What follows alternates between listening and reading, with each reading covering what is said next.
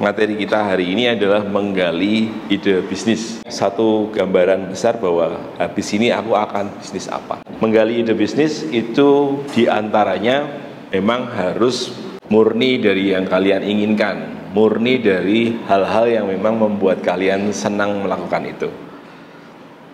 Kemudian poin mengembangkan ide bisnis kemarin jadi tugas juga bahwa kalian akan jualan produk atau kalian akan jualan jasa. Nah, di sini kalian sudah mulai ada di dua jembatan yang berbeda. Kalian mau bisnis jasa atau kalian mau bisnis produk. Oke, kemudian produk yang akan kalian pasarkan itu kira-kira siapa orangnya akan membeli produk kalian. Dari situ bahasannya lebih luas bahwa tingkat usia itu juga nanti akan berpengaruh terhadap jumlah orang yang memiliki potensi untuk membeli produk kalian, usia, pendidikan, kemudian wilayah, dan lain-lain. Kemudian bagaimana produk akan dijual, nah ini juga dipikirkan. Kemudian kebutuhan mana yang akan dipenuhi.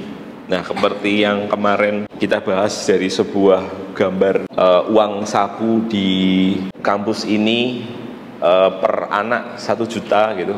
Di dalam kelas ini katakanlah ada 30 anak, berarti di kelas ini ada uang saku 30 juta. Ini baru satu angkatan, jadi satu anak katakanlah punya saku 1 juta, satu kelas 30 anak berarti ada 30 juta per bulan di kelas ini. Kalau kita lihat ada katakanlah di sini ada 10 kelas, berarti katakanlah 10 dikali 30 juta, berarti sudah ada 300 juta per bulan sedang beredar di kampus ini.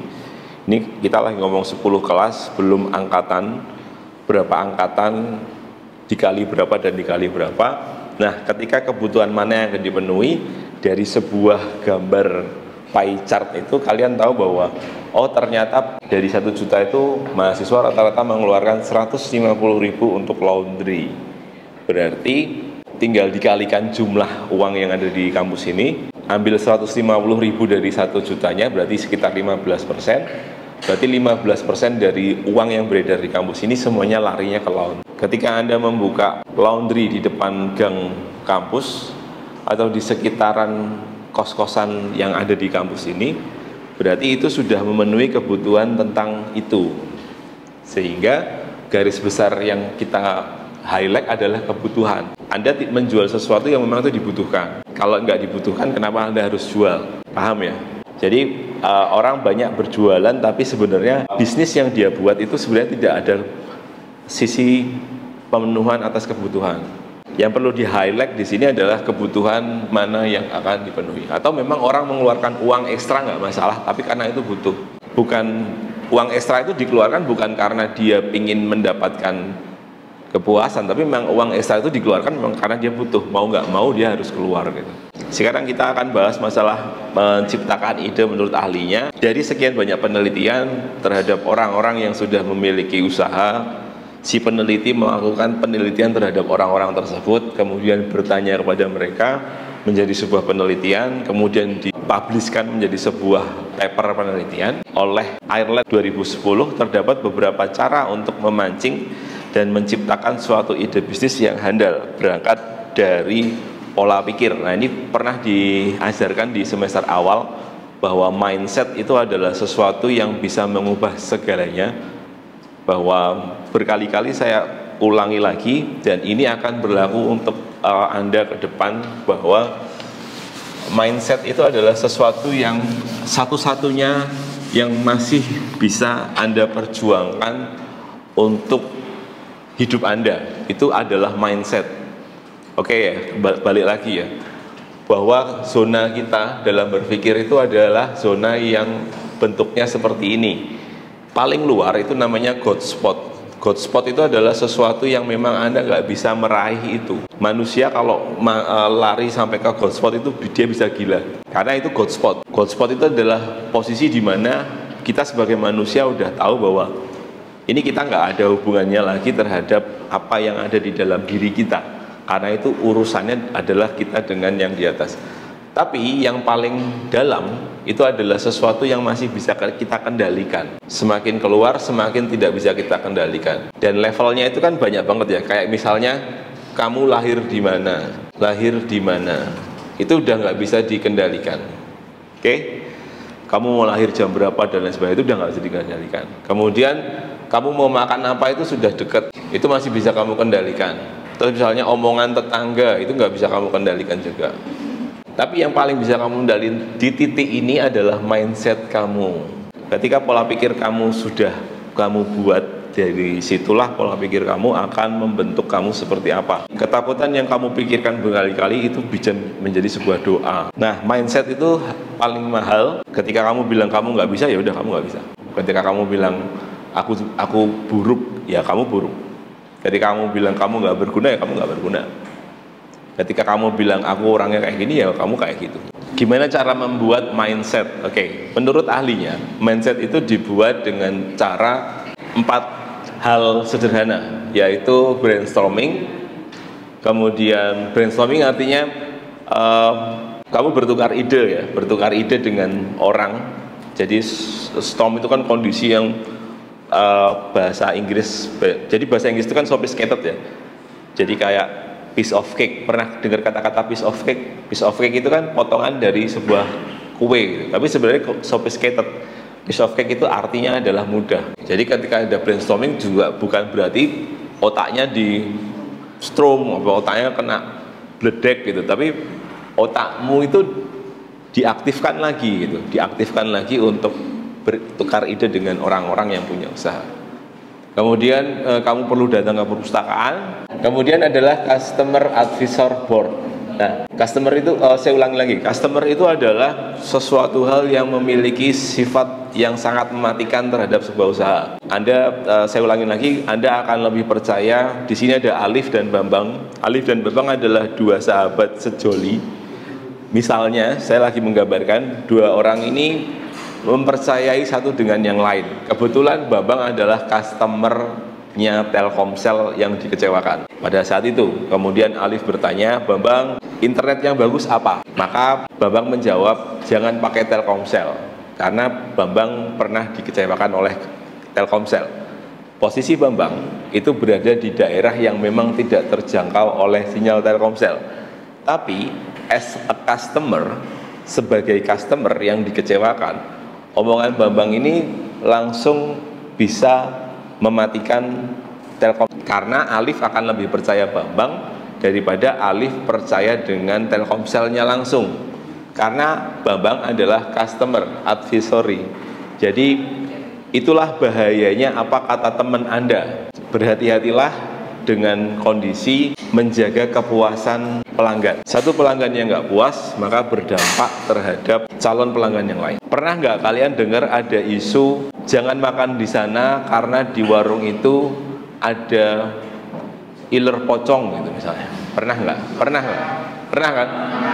Betapa mengerikannya kan? Akhirnya kalian orang yang dengar ceritanya itu kemudian nggak pernah ke rumah makan itu. Nah, itu adalah customer yang mungkin tidak terima atau tersinggung ketika membayar, diremehkan oleh kasir atau apapun lah. Kemudian tidak dilayani, dia beli tidak dilayani, menunggu lama. Nah, customer ini orangnya banyak banget. Kadang ketidakpuasan itu berdampak besar terhadap bisnis.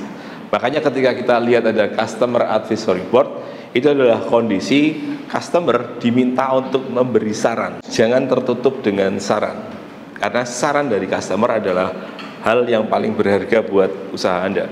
Kemudian focus group discussion, jadi FGD biasanya. Jadi Anda bikin grup, kemudian Anda menentukan ide apa yang bagus. Nah, dari 4 hal ini, itu kemungkinan besar akan memunculkan ide-ide dalam bisnis. Dari customer, berarti muncul ide baru dari customer. Oh, lebih baik kayak gini. Kemudian dari hasil jejak pendapat, yaitu dari focus group, keluar ide. Kemudian dari perpustakaan dan internet, Anda main ke sana, Anda keluar ide. Kemudian dari hal-hal ngobrol dengan teman-teman, ngobrol sambil ngerokok, sambil ngopi, atau sambil nongkrong di mana, santai, cari ide. Dari hal-hal sepele remeh yang mungkin nggak Anda pikirkan, ternyata itu bisa menghidupi Anda dan teman Anda, bahkan keluarga teman Anda, bahkan anak-anak dan istri keluarga Anda, teman Anda. sampai ke keluarganya orang lain yang berhubungan dengan Anda. Karena nggak ada yang nggak mungkin Anda punya usaha yang besar sampai ke depan, nggak ada yang mungkin. Saat ini Anda mungkin nggak berpikir bahwa kalian bakal jadi orang itu, tapi bisa jadi kita nggak ada yang tahu masa depan seperti apa. Oke.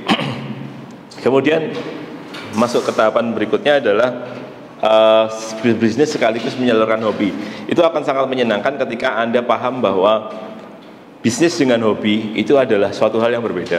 Tapi ketika Anda bisa menemukan konsep bisnis bersamaan dengan hobi, itu akan sangat luar biasa.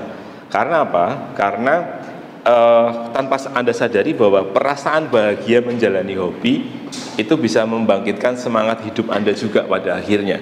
Bagaimana ketika Anda bangun pagi dan Anda semangat menjalani hidup Anda, itu akan sangat lebih baik dibandingkan Anda terlambat. Oke ya, kata-kata terlambat adalah kata-kata di mana Anda menjalani hidup Anda karena keterpaksaan. Anda harus bekerja misalnya, Anda harus meninggalkan anak-anak Anda, atau misalnya Anda adalah korban dari hal itu. Korban dari mana orang tua Anda yang dari dulu sampai sekarang harusnya sudahlah, nggak usah kerja lagi, urusin anak-anakmu ini misalnya Anda adalah korban-korban seperti itu, di mana kedua orang tua Anda berangkat pagi pulang sore, pagi pulang malam gitu, Anda ditinggalkan sendiri. Nah, bisa nggak misalnya itu Anda rubah, generasi anak Anda nggak akan mendapatkan itu, tapi generasi anak Anda akan mendapatkan di mana Anda selalu hadir buat mereka, misalnya seperti itu. Kadang bisnis itu berawal dari hal-hal yang diungkap dari kegetiran atau keresahan yang Anda rasakan gitu. Bisa jadi hobi, Anda nggak pernah punya waktu untuk menyalurkan hobi. Nah, ketika Anda nggak punya waktu menyalurkan hobi, gimana caranya saya menjalani hobi tapi saya juga cuan atas hobi saya, misalnya seperti itu. Dan banyak contohnya. Oke. Kemudian kata-kata dari Bill Gates yang kemarin kita bahas adalah jika Anda tahu apa yang Anda lakukan, Anda akan lupa makan siang. Jadi betapa sibuknya Anda karena Anda menjalani dan Anda lupa akan makan siang. Itu perkataan dari Bill Gates. Tapi memang benar ya. Oke, kemudian how to find a great business idea. Jadi great idea itu posisinya adalah yang kuning, kemudian good idea yang biasa, kemudian yang poor idea adalah icon orang lagi cemberut. Posisi yang great idea adalah posisi potongan dari himpunan ide bisnismu dengan kebutuhannya. Kamu nggak usah mikir kompetitor doing, paham? Nggak usah mikir kompetitor doing. Rezekimu itu udah diatur. Rezeki, hidup, mati, jodoh itu udah diatur. Kalau di agama saya percaya itu semua udah diatur. Bahkan saya menyimak podcast dari Habib Jafar itu mengatakan bahwa orang Madura itu percaya sama konsep rezeki. Bahkan orang Madura dia berjualan bensin eceran di pintu keluar pom bensin resmi gitu. Pernah lihat podcastnya nggak? Pernah dengar podcastnya nggak? Itu bagaimana orang Madura itu sangat percaya dengan konsep rezeki. Ada orang datang kemudian mendatangi orang Madura yang jualan bensin di pintu keluar pom bensin Pertamina resmi. Loh Pak, kok kamu jualan di sini? Apa kamu nggak merasa khawatir dengan kompetitormu yang lebih besar, lebih raksasa gitu? Kamu hanya eceran tapi di sebelahmu itu kompetitormu yang luar biasa. Dan orang Maduranya bilang dia udah ngelakuin itu 10 tahun di situ. Bahkan sampai mengkuliahkan anak-anaknya sampai lulus dengan berjualan bensin di pintu keluar pom bensin. Kalau Anda nggak percaya konsep rezeki, Anda nggak akan melakukan hal itu. Nggak akan melakukan orang Madura. Ternyata orang Madura itu ngelakuin itu karena dia tahu bahwa orang ada yang namanya customer need. Kalau sesuai ilmunya ada yang namanya customer need. Kebutuhannya ada gitu.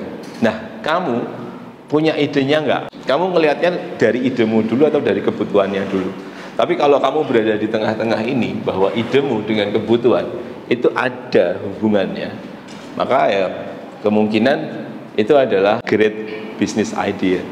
Tahu nggak alasannya kenapa orang Madura berani buka bensin di pintu keluarnya pom bensin Pertamina? Karena tetap ada orang yang malas antri. Dia tahu ada antrian, dia selak butuh pergi, harus segera, akhirnya dia ke eceran itu. Itu real di Madura. Kalau kamu nggak percaya silakan berangkat ke Madura. Jadi bagaimana orang Madura itu menjadi anekdot, hal yang lucu, menceritakan tentang betapa orang Madura adalah orang yang paling percaya konsep bisnis, konsep rezeki. Oke, nah sekarang tinggal kita belajar dari kasus orang Madura tadi adalah customer need. Kalau customer need dengan bisnis idea itu matching, ada hubungannya, itu adalah ide yang bagus. Kemudian karena ini jadi tugas kalian untuk ke depan, kalian punya ide yang nanti akan diwujudkan di tugas-tugas berikutnya. Mohon sudah mulai mencicil beberapa ide, silakan ditulis juga idenya, karena nanti di ke depan tugasnya itu berkaitan dengan ide yang kita buat di pertemuan awal. Oke, pilih idenya gimana Pak? Pilih idenya adalah ide yang kira-kira cocok dengan karakter kita, kemudian memiliki resiko kecil, ide mudah dipasarkan, kemudian ide yang konkret, dan ide yang dapat bertahan. Ide yang kira-kira Anda buat bahwa Anda yakin dengan ide Anda akan bertahan dalam waktu yang lama. Nggak akan lucu ketika pada saat tahun 2000 Anda akan membuat kompor minyak pada saat tahun 2000. Sekarang Anda udah nggak menjumpai kompor minyak. Mungkin orang tua Anda masih ada yang pakai kompor minyak pada saat Anda kecil. Ada ya? Ada ya? Masih ya? Sekarang udah nggak ada ya? Nggak ada, udah jarang banget. Akan lucu ketika tahun 2000 ketika Anda kecil, Anda akan berpikir bahwa saya akan membuat kompor minyak, karena kompor minyak akan digantikan oleh kompor gas. Nah saat ini, menurut Anda, yang paling kelihatan banget apa? Apakah Anda tidak melihat adanya pergeseran orang dari menggunakan mobil bensin, solar, berpindah ke listrik? Sudah kelihatan belum? Sudah mulai kelihatan ya? Iklan di mana-mana. Kemudian kalau Anda berangkat ke naik tol, Anda akan melihat stasiun pengisian mobil listrik SPKLU ya, SPKLU. Sudah pernah lihat? Belum? Nah, di situ itu adalah Anda bisa menggambarkan bahwa ide itu bertahan cukup lama. Silahkan pikirkan idenya ke sana. Kemudian menggali ide bisnis, diantara yang paling bagus adalah menggunakan teknik SWOT. SWOT adalah teknik yang paling baik untuk semua hal, nggak hanya bisnis. Jadi SWOT adalah teknik evaluasi diri yang paling bagus, di mana SWOT itu mencakup antara strength, weakness, opportunity. T-nya adalah treat, dibagi menjadi 4 bagian. Mana yang Anda pikirkan? Apakah Anda lebih memikirkan kekurangan kalian dibandingkan kelebihan kalian? Kekurangan saya adalah saya hitam gitu, misalnya, dibandingkan dengan teman-teman saya yang putih-putih gitu. Ini saya lagi ngomongin saya sendiri ya. Tapi kelebihan saya adalah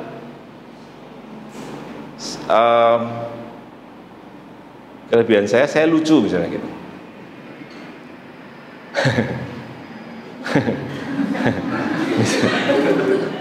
Misalnya apa ya? Ya kelebihan itu hal yang memang kalian sadari itu kelebihan kalian. Tapi kalau misalnya Anda lebih condong ke kekurangan kalian, akhirnya fokus kalian itu lebih ke kekurangan kalian. Paham ya? Ini contoh lagi sebelum kita akhiri. Contoh lagi adalah di dalam pasar pemasaran, di dalam perusahaan kita sebut sebagai perusahaan toko ABC. Di sini kekurangan dia adalah tidak memiliki modal yang cukup, tidak memiliki kemampuan manajemen keuangan yang baik, tidak memiliki SDM yang handal.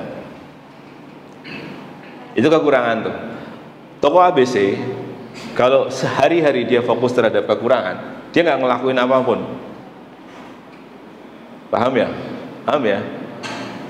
Manusia kalau fokus terhadap kekurangannya, ya udah dia kekurangan terus.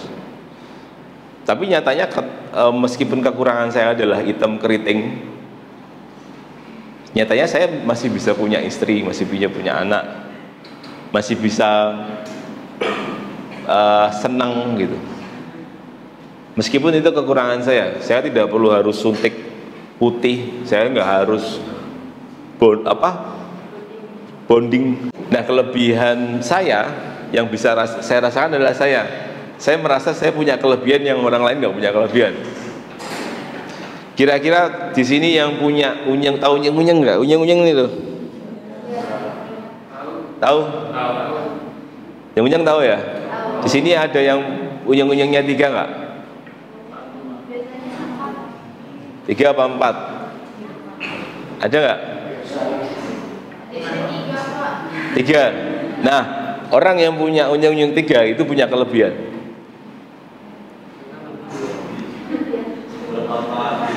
Kelebihan unyeng-unyeng.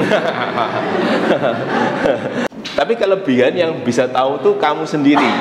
Kamu bisa merasakan kelebihan itu dibandingkan dengan orang lain. Apalagi yaitu ancaman. Ancamannya adalah pajak usaha meningkat, impor kue dari Cina semakin banyak dan harganya sangat murah, pajak penjualan meningkat. Kalau orang fokus terhadap ancaman, dia hidupnya merasa terancam. Oke. Ancaman itu sesuatu hal yang belum terjadi. Paham ya?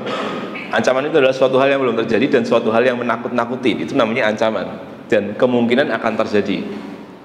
Sedangkan kelemahan itu sudah ada di dalam diri kalian. Nah, ketika kita melihat ancaman dan kelemahan, ketika kita sedikit melihat adanya kekuatan, itu sedikit kita merasa percaya diri. Jadi menyusun SWOT, susunlah dari weakness-nya sama threat-nya dulu. Susun dari situ. Baru nanti kalian nyusun strength-nya belakangan. Jadi strength itu jangan dikeluarkan di depan, tapi strength itu keluarkannya di akhir. Nih, kita lihat strength-nya. Kalau ini kita tutup, set gitu ya. Ini kita tutup, set. Anda akan percaya diri kok. Pertama kita lihat pengalaman dan keterampilan dalam menjual kue.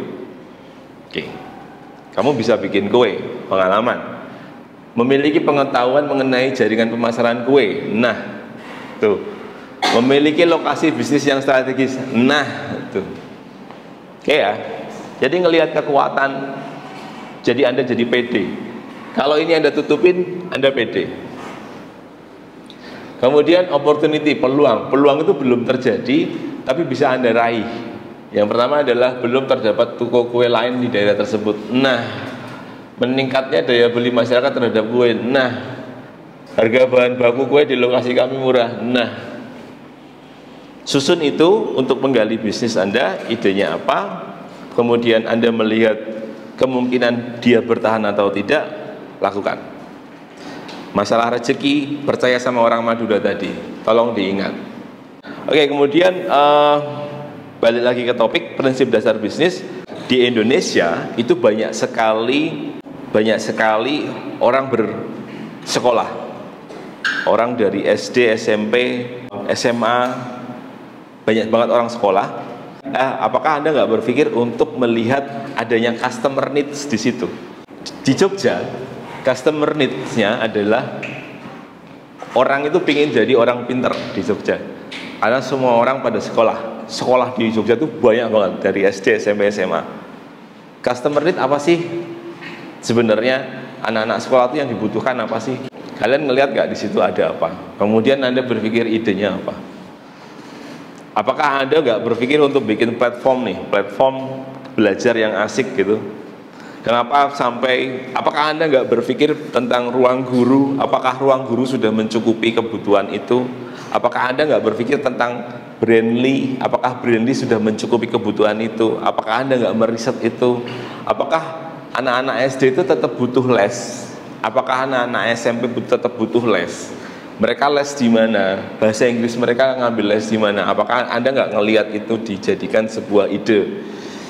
Gimana caranya kalau misalnya saya melakukan ide, bukan ide yang dilontarkan kemudian menunggu keajaiban datang, tapi ide lebih ke arah bahwa semua itu Anda pikirkan dengan perasaan bahwa Anda memang ingin bangun bisnis gitu loh, bukan bikin yang ini hanya ada tugas kuliah disuruh bikin, enggak, tapi lebih ke arah kalian ngelakuin ini gitu, ngelakuin diskusi besar gitu dari sektor pendidikan, Kemudian customer need di Jogja. Di Jogja itu nggak ada public space. Nggak bisa di Jogja itu nggak ada tempat yang Anda bisa berhenti, santai, tapi nggak ngeluarin uang. Kalau kalian ke kota-kota besar lainnya itu banyak banget public space. Nah, Jogja ada nggak sih public space? Orang di luar Jogja datang ke Jogja itu sebenarnya butuh apa sih? Apakah membuat toko kopi itu sebuah solusi atau hanya sekedar tren? Kalian bisa lihat, apakah kalian takut atau malah kalian ikut-ikutan bikin toko kopi gitu. Nah, itu kan jadi hal yang bisa kalian diskusikan untuk itu gitu. Apakah saya akan bikin toko kopi juga? Apakah sebuah kopi sebuah kebutuhan? Kopi senja, salat maghrib gitu daripada kopi senja. Oke, kemudian prinsip dasar bisnis adalah ada 10 poin. Selalu punya komitmen yang dalam bisnis. Jadi dia mengkomitmenkan diri sebagai seorang bisnismen. Kemudian rekan bisnis Anda adalah mitra bagi keuntungan dengan benar. Nah, komitmen dalam bisnis itu bukan berarti Anda tidak boleh bisnis ketika Anda sudah menjadi pegawai. Misalnya saya doakan semuanya jadi PNS. Misalnya saya doakan yang pengen jadi PNS jadi PNS, yang pengen jadi BUMN jadi BUMN. Apapun doa kalian terkabul. Yang jadi masalah adalah apakah kalian berdoa? Pertanyaannya itu, apakah kalian berdoa? Kalau kalian berdoa ya mudah-mudahan doa itu terkabul. Dan saya mengamini doa kalian. Nah, pertanyaannya adalah ketika saya sudah punya pekerjaan, apakah saya nggak boleh bisnis? Boleh. Karena bisnis itu adalah komitmen kalian. Kemudian rekan bisnis Anda adalah mitra bagi keuntungan dengan benar. Bisnis itu bukan sekali dua kali. Jadi kalau misalnya Anda punya mitra, silahkan di set.